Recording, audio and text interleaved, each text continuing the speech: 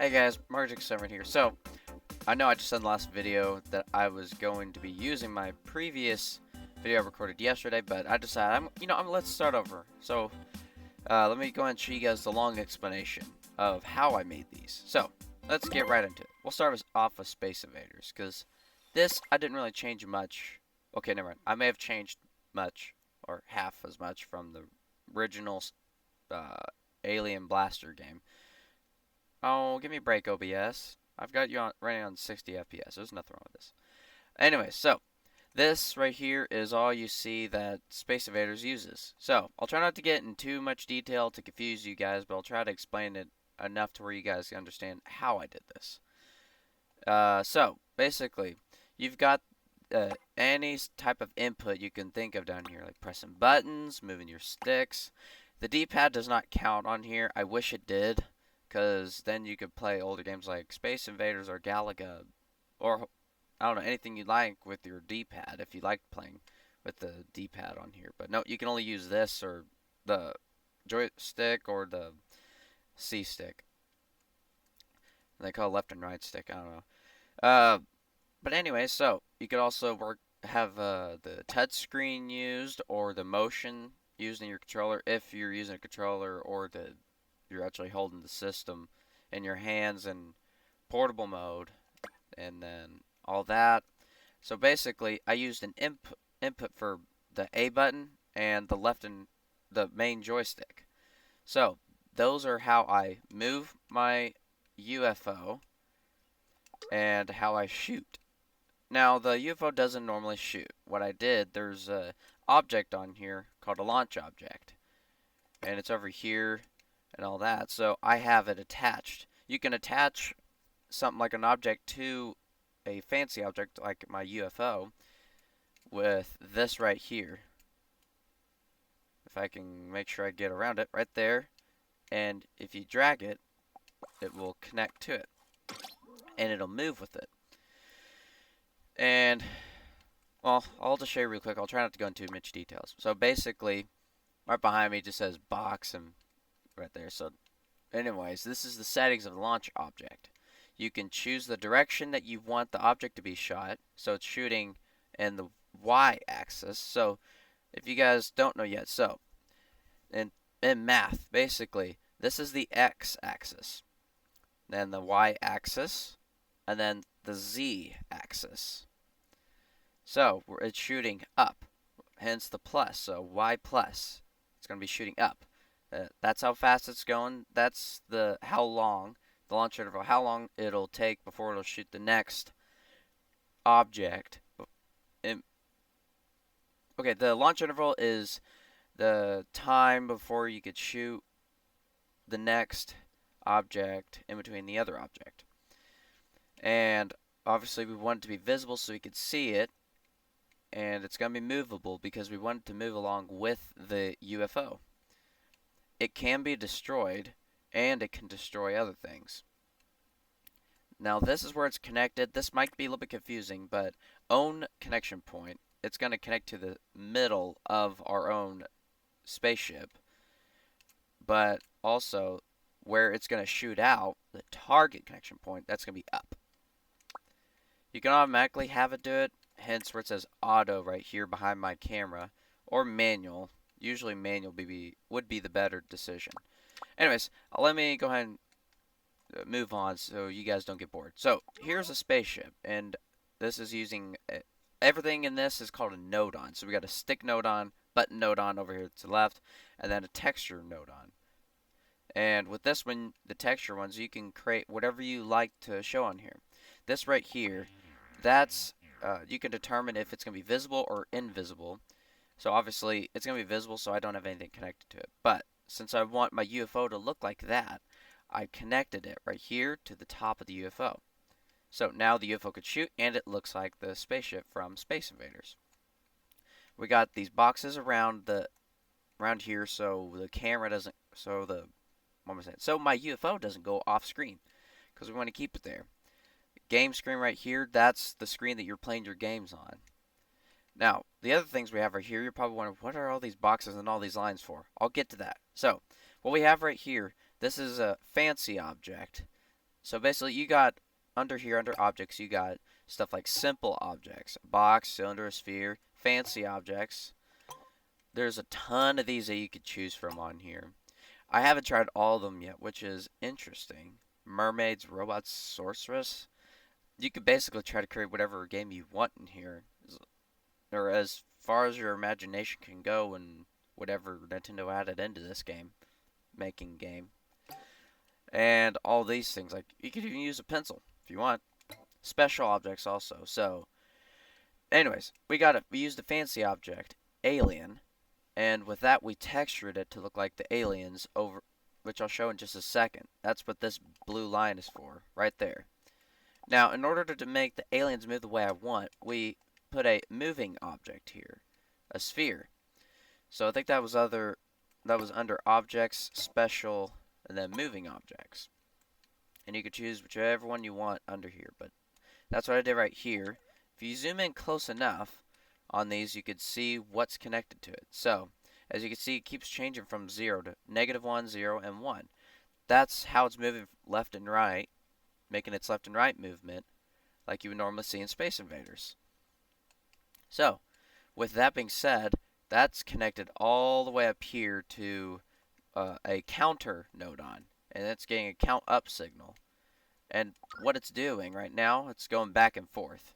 So, all these different settings, they explain all this in the interactive lessons, which I recommend doing those first because they're honestly really fun to do. They may take a little bit of time, but it was worth the time doing this because now I can create any game I can think of and try to create. I mean, obviously, somebody recreated Mario Kart, and it's not, I have a feeling it's not even done yet, and yet they recreated Mario Kart. I mean, come on.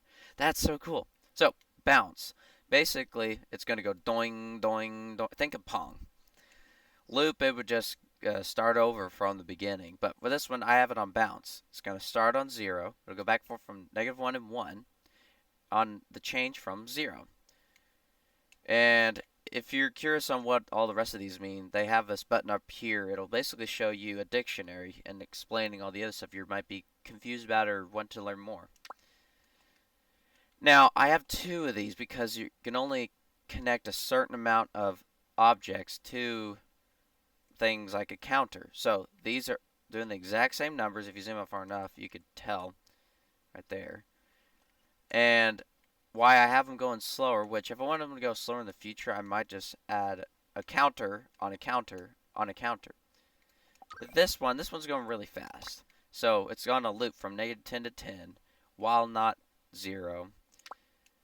And in order to give something like a counter power, you used a constant node on. As long as this constant node on, you could change the number to whatever you want. To 1, it'll output power all the time. Anything other than 1, it's only going to input power for a few seconds. Okay, so why the fancy alien objects look like our aliens? I applied textures to them. And again, you can only connect a certain amount of objects to a certain number of objects to one specific object. So even though I can have more objects connected to, I think these specifically, I just had one texture for each row of aliens I had. So we have all of these right here, and eventually I'll have it so they can flip-flop back and forth from one state of motion to the other, which that one took me a little bit to figure out, but I got it figured out in Galaga. So now, in order to make the game work, I've got to have input or something. So, object break. This one checks for if aliens are breaking. And whenever one alien breaks, it'll count up on this counter. And I'll get to what this is in a minute. I'll just go and tell you that this right here is a wormhole entrance. So you can send signals to the wormhole exit without a lot more of these connections in the way. But basically, think of wireless power from Minecraft using like wireless redstone or something. Anyway, so the counter will go up whenever one alien breaks. Whenever it equals 32 aliens broken, it will play fireworks. It'll play this background music. And you guys remember hearing something whenever I was playing it before I beat anything. That's what it's playing right now. this not node on flip-flops a signal like a light switch. So instead of on meaning on and off meaning off, on will mean off and off will mean on. Kind of confusing, but I hope that makes sense to anybody that's any of you that are watching. So, like I said, it'll play fireworks. It'll play that excited thing right there. Get out of your Windows Update. I don't want you on here. Okay, sorry about that. And it will play. It'll start a timer once those equal 5 seconds. After 5 seconds, it'll restart the game. That's what this retry node on is for. You can have it. There's different ones like retry, so it'll start the game over. End game, it'll bring you back to that game selection screen you saw once I ended a game in the previous video. And I forgot the other one. What was it? It was, let's see, swap game. Okay, so I'm assuming you could swap to a different game. I haven't messed with that one yet. That might end up being taught in the Super Mario 3D World game that I haven't done on the interactive games yet. Anyways, that's how that part of the game works. So, we have also right here, whenever each alien breaks, the wormhole entrance receives a signal. It'll send a signal out of the wormhole exit. It'll count up. Whenever the constant equals 10, or whenever the counter equals 1, it'll times that. Times it by 10. And that's how I came up with the score so far. I'll try to figure out how to make the score more accurate to the actual game. But for right now, this is where I'm showing the high score. I'm trying to get as close as I can to the Atari version of Space Invaders that I have. And I think that's about it. All of this is just leftover stuff from the Alien Blaster game. So nothing else over here is really applying to my game, except for this right here, world node on. So with this, lastly, in this game, you can change what you want your world to look like. So right behind me it says world shape. I have none selected right now. The world lining, you're in outer space because you're in a spaceship shooting aliens. So why not have it in outer space? You could also reduce the gravity as long as a signal's being selected to it. So, yeah. That one's pretty obvious. The only thing you do is just have a constant node on connected to the reduced gravity node on. So, and that's about it for Space Invaders. That was kind of a long explanation, but I hope it was a little bit easier for you guys to understand how that worked. So, for this next one, this is how I built Galaga. This one, I'm not done with it yet. I want to figure out how to make more levels. And if my guess is right, Swap Game might work in a way so I could probably just copy Galaga and make each level that way. I don't know how many levels I'll make, if I can make it. So, this is all the coding I've done so far on here. But let me go ahead and simplify it down for you guys. So, right here, the Galaga 88 sounding music. This is it right here. So, I'll show you where wormhole entrance A is connected to. And there's these nodons on here also called comment nodons. Does nothing in the actual game, but it helps you to show if somebody else were to download this, or for reference for you in the future, you could write down what each part is so you know what's what. So this is the wind music. And how I have it activating is I have these timers set to a specific amount of time before they'll activate.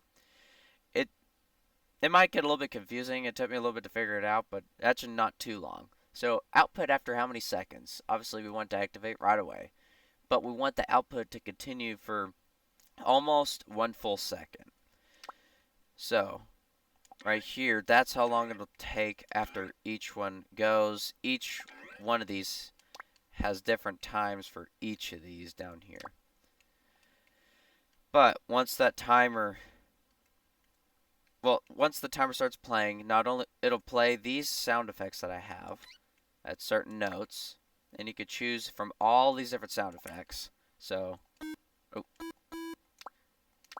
it'll not only play those, you could also change how loud you want the volume. That's what these second ones are for. So you got play, as long as it gets a signal and play, it'll play that note. Volume, you could change the volume by having a constant note on down here and setting it within the range from 0 to 1. So, I have them all set to play after a certain amount of time. And now after a certain amount of seconds, that's why it restarts. After this last note plays and the wind music, it'll restart the game. So, start music. We have a note on right here called on start. So as soon as you start the game, it'll start giving you a signal. So, same thing like with the wind music. The start music has these timers. Start playing after a specific amount of time, playing each music on here. Obviously, it's going to be pretty long to show, so that's that. It'll send out a signal to wormhole entrance M and N. I'll show you guys where those exits are in a second, along with wormhole entrance A. Don't worry about this. I was trying to figure out, I believe, a different way to do high score stuff, so I'm still working on it right now. I'll get to that in a minute. So, where else should I start? Like I said, I just copied this from Alien Blaster, so most of this doesn't matter, except for just the world and all that stuff. Okay, let's start with more simple stuff for you guys. So, how I made my alien look the same way, I obviously still the same thing. The launch object that launches spheres is connected to this cylinder. This cylinder object, and the cylinder object is connected to the UFO. And I've made it so I can move the UFO left and right, and with my joystick. And here's the texture. So I have the texture connected. It's going to be visible the whole time. I'll have to figure out how I can make a separate texture that'll change from white to its red one. But obviously, I'm thinking of something way advanced in the future. But also, let me go and tell you this. So you're limited on how many nodons you can have and how many connections. Because right there, right above that, it says nodon 312 out of 512. So I have 200 nodons I could place left in this before I'm limited to not being able to put anything else on here. And the connections, the blue lines and the red lines connecting everything to each other, that's how many I've used, 331 out of 1024. I've got a lot more connections I can make, but I'm limited on how many nodons I could do too. Okay, anyway, so the way I have it so I can't shoot until after. So, at the beginning of the start music, it'll send a signal to wormhole entrance in, and we'll receive the signal on exit in. It'll start counting up on this counter once it receives a signal. Once the counter is more than or equal to the constant that has number 1 in it, it will go into this and. So, and means like if I ate pizza and played Mario Party 7, I would have a great time. But if I only do one of them, I'm not going to have a great time.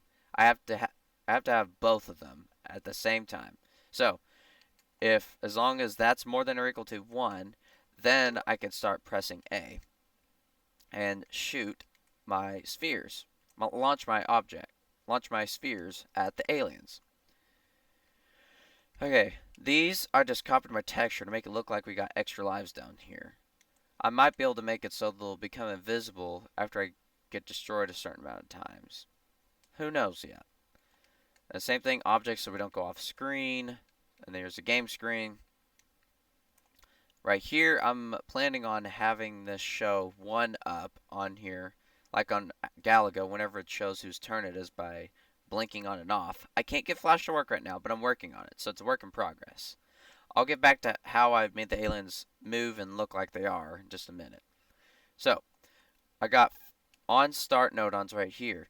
After 7.5 seconds, 7.5 and 8.5 seconds, it'll teleport the text box nodons I have that say player 1 ready to start using these teleport entrances, and it'll go out through teleport exits that I have under here. They're probably not visible yet. If I can zoom in close enough, they'll show their faces.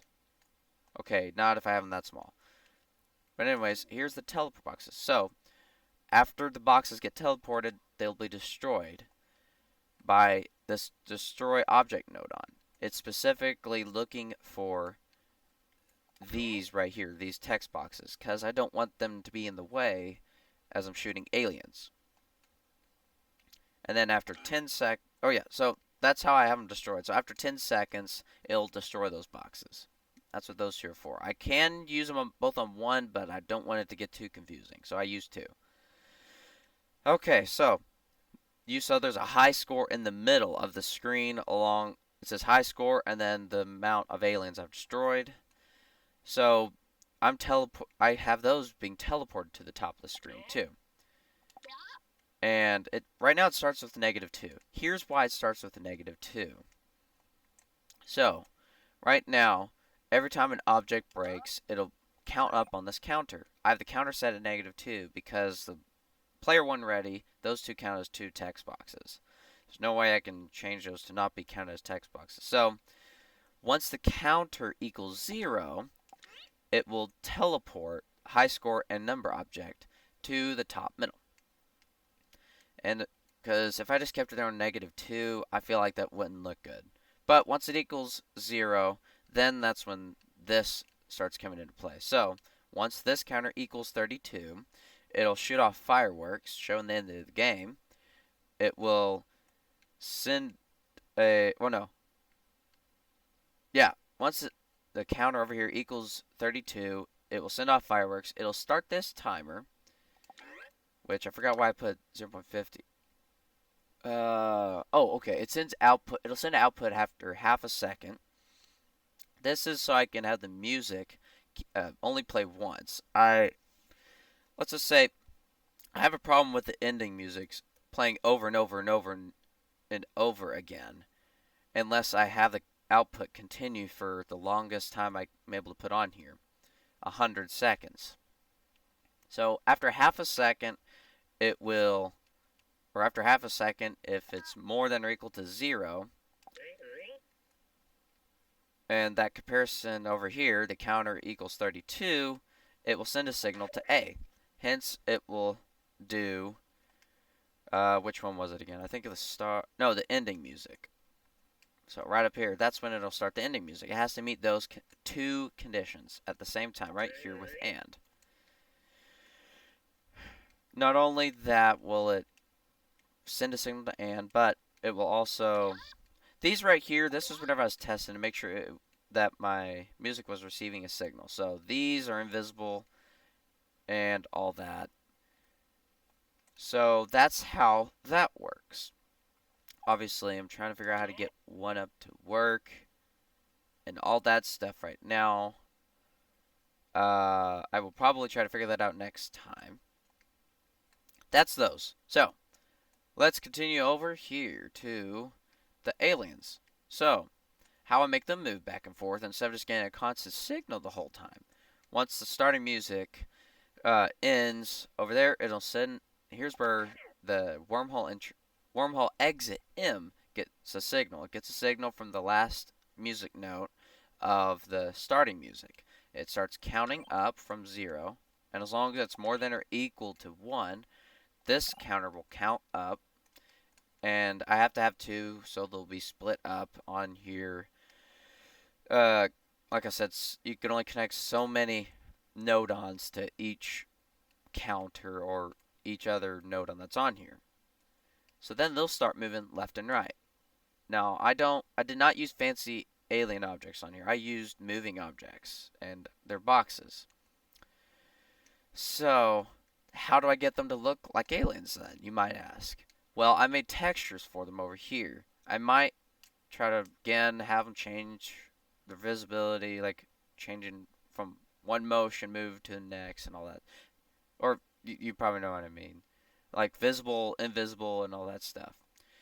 So I have a certain amount of nodons connected to each texture currently. Right now, they're not moving and they just cover what the box looks like. So they're connected to each one of those on the top of the box. Now, the 4 at the top, you know, these guys over here. You guys remember these? They pick up your ship, and if you destroy them, you get it back, and you can turn it into 2 ships instead. So, they have 2 different ones connected. So, I have all 4 of them on here, but to make it less confusing, let's just focus on one of them really quick. So, they don't get destroyed right away, just like the other aliens do whenever a sphere hits them. Instead, there's a touch sensor nodon.